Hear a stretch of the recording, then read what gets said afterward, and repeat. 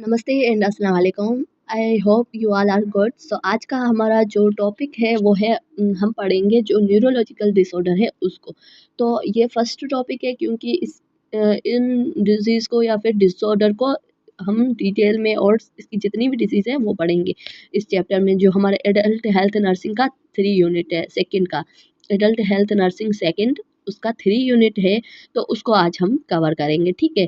तो इसमें क्या है कि सबसे पहले हमें पता होना चाहिए कि ब्रेन क्या है या फिर ब्रेन कहाँ हमारा प्रेजेंट है या फिर उसमें कौन-कौन से पार्ट्स हैं ये सब, ठीक है। उसकी एनाटॉमी हमें पता है, तो अब हम इस डिसऑर्डर को पढ़ते हैं, न्यूरोलॉजिकल डिसऑर्डर को, ठीक है। फर्स्ट डिसऑर्डर या फिर टॉपिक है हमारा इंक्रीज इंट्राक्रैनियल प्रेशर। जो इंट्राक्रैनियल प्रेशर जो बढ़ता है वो क्यों बढ़ता है, ठीक है। में तो इंट्रोडक्शन क्या कर रहा है कि increase ICP intracranial pressure is राइज्ड in the pressures inside the skulls and that can result further, मतलब वो प्रेशर ब्रेन को लगता है और वो रिजल्ट कराता है हमारे ब्रेन इंजरी करवाने में, ठीक है। उसके रिजल्ट में क्या होता है कि हमारे ब्रेन में इंजरी हो जाती है। और increase intracranial pressure is defined as a cerebrospinal fluids. Cerebrospinal fluid जो हमारी बॉडी में बढ़ जाए, जैसे कि हमारा नॉर्मल है 7 से 15 तक mmGHg, तो इससे अगर वो बढ़ जाता है तो वो कहते हैं हम, मतलब कि इंट्राक्रैनियल प्रेशर्स जो इंजरी होती है उसकी वजह से। तो क्योंकि प्रेशर हमारा अगर 7 से 15 तक है, तो उससे अगर बढ़ेगा 15 से ज़्यादा होगा तो वो एक इफेक्ट करवा सकता है, ठीक है। उसके बाद बात करते हैं एटियोलॉजी या फिर काज की। तो काज इसके क्या है, इन्फेक्शन होगा तो मेनिंजाइटिस होगा जो, और उसमें क्या होगा कि हमारे जो वहाँ पे स्वेलिंग हो सकती है और हमारा इंट्रा क्रैनियल प्रेशर है वो बढ़ जाता है। ट्यूमर है तभी भी हमारा इंट्रा क्रैनियल प्रेशर बढ़ जाता है। और स्ट्रोक हो गया है, वहाँ की जो ब्लड वेसल्स है वो रप्चर हो गई है, ब्लड फ्लो हो रहा है, तो इंट्रा ब्लड प्रेशर बढ़ सकता है। उसके अलावा एनोरिज्म, अगर लंप बन गया है, एनोरिज्म में क्या होगा, एक बलक बन जाता है। हमारे जो ब्रेन में वेसल्स होती है, ब्लड वेसल्स, वहाँ एक बलक बन जाता है, एक balloon like outer side vessels के बाहर एक लंप बन जाता है वेसल्स का ही, ठीक है, उसको हम कहते हैं। और उसके अलावा सीजरिंग्स और हाइपो और हाइपरटेंशन या फिर ब्रेन इंजरी, हाइपरटेंशन की वजह से अगर ब्रेन इंजरी हो रही है तो ये सब इसके हम कह सकते हैं काज है, ठीक है। तो इनकी वजह से ये सब हो सकता है। और हम हाइपोक्सिया ऑक्सीमिया किसको कहते हैं, जो वेसल्स में ब्लड वेसल्स हैं वहाँ पे ऑक्सीजन की कमी हो। जैसे हाइपोक्सिया क्या करता है, वो ऑक्सीजन की कमी को हमारे सेल में ऑक्सीजन को हाइपोक्सिया है, हाइपो एक्समिया वो है जो हमारी वेसल्स में ब्लड की कमी हो जाती है। तो ये सब इसके काज थे। और अब पढ़ेंगे जो हम, वो है पैथोफिजियोलॉजी। तो इसमें सबसे पहले है ड्यू टू इटियोलॉजिकल फैक्टर। अगर हमारे इटियोलॉजिकल जो फैक्टर्स हैं, हमारे जो काज है, मतलब कि इंट्राक्रैनियल प्रेशर किस वजह से बढ़ रहा है, तो वो फैक्टर्स क्या है वो भी हम देख सकते हैं। इटियोलॉजिकल जो फैक्टर्स है कि कौन सी डिजीज़ है और उसकी वजह से ये प्रेशर बढ़ रहा है, तो वो पैथोलॉजिकल होगा, ठीक है। और उसके बाद है जो हमारा, और उसके बाद है जो commonly of the ICP distributes the brain tissues and cerebrospinal fluids and blood volume, के वहाँ पे अगर सेरिब्रोस्पाइनल फ्लूइड बढ़ गया है तो वो प्रेशर ज़्यादा करेगा, हमारे जो ब्रेन का जो क्रेनियल प्रेशर होगा वो बढ़ेगा अगर वहाँ पे अगर फ्लूइड बढ़ा हुआ है तो, ठीक है। और उसके अलावा जो ये कह रहा है कि इसकी पैथोलॉजी ये भी हो सकती है। और उसके अलावा एनी इंक्रीज द वॉल्यूम, अगर वॉल्यूम बढ़ गया तो वन द कंपाउंड्स के होगा प्रेशर भी बढ़ेगा, ठीक है। उसके अलावा जो है when the volume pressure relationship becomes imbalance, volume और हमारा प्रेशर है ना वो इनबैलेंस हो जाता है। अगर वॉल्यूम सही है वहाँ का, ठीक है, फ्लूइड बैलेंस है, तो वहाँ का प्रेशर भी एक नॉर्मल रहेगा। अगर फ्लूइड ज़्यादा हो जाता है या फिर कम हो जाता है तो उसमें प्रेशर में भी एक हम कह सकते हैं इम्बैलेंस हो सकता है। और उसके अलावा आईसीपी इंक्रीज, और आईसीपी जो इंट्राक्रैनियल प्रेशर है पैथोफिजियोलॉजी में हम देखें तो वो प्रेशर बढ़ जाता है। वो इस डायग्राम में आप अच्छे से देख सकते हैं कि कैसे कैसे हमारे जो वहाँ के सेल्स होते हैं उनमें इस्कीमिया होता है, फिर एडिमा होता है, वो सब। उसके बाद बात करते हैं साइन और सिम्पटम्स की। तो साइन और सिम्पटम्स में अगर हमारी हेड की इंजरी है तो क्या होगा, हेडेक तो होगा ही, और उसके अलावा सीजरिंग, मतलब हमें सीजरिंग झटके आना शुरू हो जाएंगे। नोजिया वोमिटिंग इसलिए क्योंकि जो हमारा नोजिया वोमिटिंग क्रिएट कराता है वो नर्व वहाँ से ही वो शुरू होती है। तो फिर अगर ब्रेन में कोई प्रॉब्लम है तो वो नर्व एक्टिव हो जाती है। और उसके अलावा इंक्रीज ब्लड प्रेशर भी इंक्रीज हो सकता है, क्योंकि वो एबनॉर्मलिटी चल रही है ना, हमारे वहाँ का प्रेशर बढ़ा है तो एबनॉर्मलिटी चल रही है, तो उसकी वजह से हमारा बीपी भी इंक्रीज हो सकता है। बीपी क्या है, ब्लड प्रेशर, वो भी एक इसका काज है।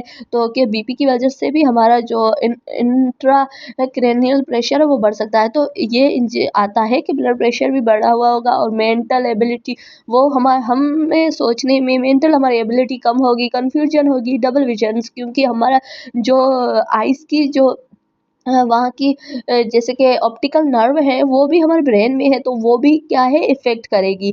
और उसके अलावा हमें डबल विज़न दिखाई देगा। और हमारे pupils that can not response to change in light, हमारे पीपल्स जो हम जिंदा है या फिर हम हेल्दी है, तो हमारे पीपल लाइट की रोशनी की वजह से ये डायलेट हो जाएंगे। ठीक है, तो एक कॉन्स्ट्रिक्ट डायलेट ऐसा होता है। और अगर इसको जिसका इंट्राक्रैनियल प्रेशर बढ़ा हुआ हो, सीवियर कंडीशन हो, तो उनके पीपल डायलेट नहीं होते। और उसके अलावा ब्रीथिंग में भी एक डिफ़िकल्टी होगी और स्वेलो ब्रीथिंग होगी। और उसके अलावा सीजिंग मैंने बता दिया, झटके आना और लॉस ऑफ कॉन्शियसनेस या फिर कोमा। अगर सीवियर कंडीशन हुई तो हमारा ब्रेन पूरी बॉडी को चलाता है, वो अगर सही से नहीं काम कर रहा तो कोमा काज हो सकता है किसी पेशेंट को। उसके बाद बात करते हैं कॉम्प्लिकेशंस की। तो कॉम्प्लिकेशन में सबसे पहले आता है सीजरिंग, मतलब कि झटके आना और स्ट्रोक। हमारा ब्रेन में स्ट्रोक होना मीन्स कि कोई वेसल्स वहाँ की रप्चर हो जाए। और न्यूरोलॉजिकल डैमेज, वहाँ की नर्व डैमेज हो जाए, न्यूरोलॉजिकल डैमेज, या फिर डेथ, किसी भी पेशेंट की डेथ हो सकती है अगर कॉम्प्लिकेशन ज़्यादा है और हमने वहाँ ट्रीट उसको नहीं सही से किया। तो बाद बात करते हैं हम डायग्नोस टेस्ट की। तो वो है मेडिकल हिस्ट्री। ये medical history and physical examinations including neurological examinations to test sense, उसके टेस्ट करेंगे सेंस और बैलेंस मेंटल स्टेटस। उसके जो मेंटल स्टेटस है उसको भी हम देखेंगे, ठीक है, बैलेंस करेंगे। उसके अलावा लंबर पंक्चर करेंगे तो उसमें भी हमें पता चल सकता है कि कौन सा, अगर लंबर पंक्चर कर रहे हैं तो वहाँ अगर उसमें क्या कहते हैं, कोलेस्ट्रॉल की कमी है, मतलब हमें कम दिखाई दे, तो हम देख सकते हैं कि एबनॉर्मलिटी है, कि कोई भी एबनॉर्मलिटी हमारे ब्रेन में है, तभी ये कोलेस्ट्रॉल लेवल वहाँ कम होता है। ठीक है, क्योंकि यहाँ से हमारा जो मैसेज ट्रांसफ़र होता है वो हमारे स्पाइनल कार्ड से होता है, कोई भी मैसेज ट्रांसफ़र। तो उसकी वजह से हम क्या करें, लंबर पंक्चर करेंगे। उसके अलावा सीटी स्कैन, एमआरआई, जो हम इमेजेस के थ्रू हम उसको सही से देख सकें। उसके अलावा इन्विजन्स द इंट्राक्रेनियल मॉनिटर, और हम इंट्राक्रेनियल मॉनिटर भी उसको कर सकते हैं। तो ये सब थी इसकी डायग्नोस टेस्ट। और इसको हम एक हम अपनी क्लिनिकल साइट हम ये सब यूज़ करते हैं टेक्निक्स फॉर पेशेंट्स के लिए। डायग्नोस पेशेंट का करना हो तो हमें ये सब करना ज़रूरी होता है। उसके बाद बात करते हैं मेडिकल मैनेजमेंट, जिसके फार्माकोलॉजिकल मैनेजमेंट में क्या आता है, कार्टिसोल, हम कार्टिकोस्टेरॉइड्स वो देंगे, या फिर ऑस्मेटिक डायूरेटिक में मोस्ट कॉमन ये आती है मेंथॉल, ये देंगे। और जो एनालॉगिस्ट देंगे पेन को रिलीव करने के लिए, ठीक है, एंटी एपिलेप्टिक ड्रग्स। तो ये क्या है, वो ये सब, ये 3 ड्रग्स जो हम यूज़ करते हैं तो हमें क्या करता है, ये हमारे जो ब्रीथिंग पैटर्न को ये कम करता है। और ब्रीथिंग हमारा पैटर्न अगर पहले से ही कम हो रहा है, जो हमारे नर्व है उसकी वजह से, जो हमारे ब्रेन में है वो हमारे रेस्पिरेटरी को चलाती है, अगर वो पहले से ही कम कर रही है, अगर ये ड्रग्स देंगे 3, तो क्या करेगा, वो ज़्यादा हमारे जो रेस्पिरेटरी पे अफेक्ट करेगा। जब हम किसी भी पेशेंट को अगर हम सीरियस कंडीशन में हम वेंटिलेशन पे रख रहे हैं तो हम ये ड्रग्स यूज़ कर सकते हैं, बाकी हम नहीं कर सकते ये ड्रग्स ऐसे ही कॉमनली यूज़, ठीक है। उसके बाद बात करते हैं नॉन फार्माकोलॉजिकल मैनेजमेंट में क्या करेंगे, elevations head on the bed मतलब कि उसके हेड को एलिवेट करेंगे ताकि वहाँ वेन है वो ड्रेन, मतलब वो एक ड्रेनेज ना हो, वहाँ की वेन्स फिल ना हो और वहाँ फ्लूइड एक्यूमुलेट ना हो। अगर हमने एलिवेट नहीं किया तो वहाँ क्या करेगा, वहाँ की जो वेसल्स होगी वो फ्लूइड फिल हो जाएगा और इंट्रा मतलब जो एक्सटर्नल फ्लूइड एक्सटर्नल एरिया है वहाँ पे फ्लूइड हो जाएगा, तो उसकी वजह से एडिमा या स्वेलिंग काज हो सकती है। और ऑक्सीजनेशंस एंड वेंटिलेशंस ये देंगे। ऑक्सीजनेशन मीन्स कि अगर हमारा जो हमारे जैसे हम ले रहे हैं ना कोई भी सेल्स अगर ऑक्सीजन को ले रहा है, वो पूरा प्रोसेस एक साइकिल है जिसको ऑक्सीजन को काम में ब्लड में क्या होता है, ऑक्सीजन कार्बन डाइऑक्साइड दोनों होती है, तो वो राउंड करती है और सिर्फ ऑक्सीजन को ही वर्क में लाती है और कार्बन डाइऑक्साइड को एक्सहेल करती है, तो उसको हम कहेंगे ऑक्सीजनेशन, जो हमारी वर्क वाली ये एयर हो। और उसके बाद वेंटिलेशन मीन्स कि एयर कोई भी है जो सिर्फ नोज के थ्रू जा रही है, उस एयर को हम कहेंगे वेंटिलेशन।